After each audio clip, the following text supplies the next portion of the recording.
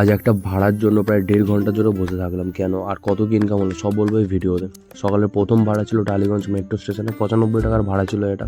তারপর মাত্র 700 মিটার দূর থেকে সেক্টর 5-এর 180 টাকার একটা ভাড়া পাই।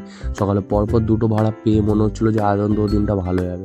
তো যাই হোক, দাদাটাকে ড্রপ করার পর একটু ওয়েট করতে না করতে উইপ্রোর 1 নম্বর গেটের সামনে থেকে গড়িয়া বোড়ালের একটা ভাড়া পেলাম। টোটাল 18 কিলোমিটার রাস্তা, কিন্তু ভাড়া ছিল 150 টাকা। জানি একটু বেশি হলে মন্দ হতো না ভাড়াটা, কিন্তু কোনো ঠিকঠাক ভাড়াই ঢুকছিল না। তাই ম্যাডামটাকে উপায় না পেয়ে ম্যাডামটাকে নিয়ে এগোলাম। ম্যাডামটাকে ড্রপ করে বেশিক্ষণ দাঁড়াতে হয়নি। 102 টাকার একটা বেহালার ভাড়া পাই। তখন ওই 9:30 মতো বাজে। ম্যাডামটাকে ড্রপ করি তখন ওই 10:20 মতো বাজে। বাড়ির এত কাছাকাছি এসে আমি সচরাচর বাড়ি চলে যাই, কিন্তু এখন হাতে সময় ছিল আর আমার 700 টাকা ইনকাম হয়ও নি রোজের। তাই 105 টাকার একটা পার্কস্ট্রিটের ভাড়া নিয়ে এগোলাম পার্কস্ট্রিটের দিকে। ম্যাডামটাকে পার্কস্ট্রিটে ড্রপ করি তখন প্রায় 10:50 মতো। এবার আমি ওয়েট করতে শুরু করি বাড়ির দিকে একটা ভাড়ার জন্য। প্রায় 1.5 ঘন্টা ওয়েট করার পর মাত্র 51 টাকার একটা আলিপুর জাজকোটের ভাড়া ঢোকে। ওখান থেকে আমার বাড়ির দূরত্ব প্রায় 7 কিলোমিটার।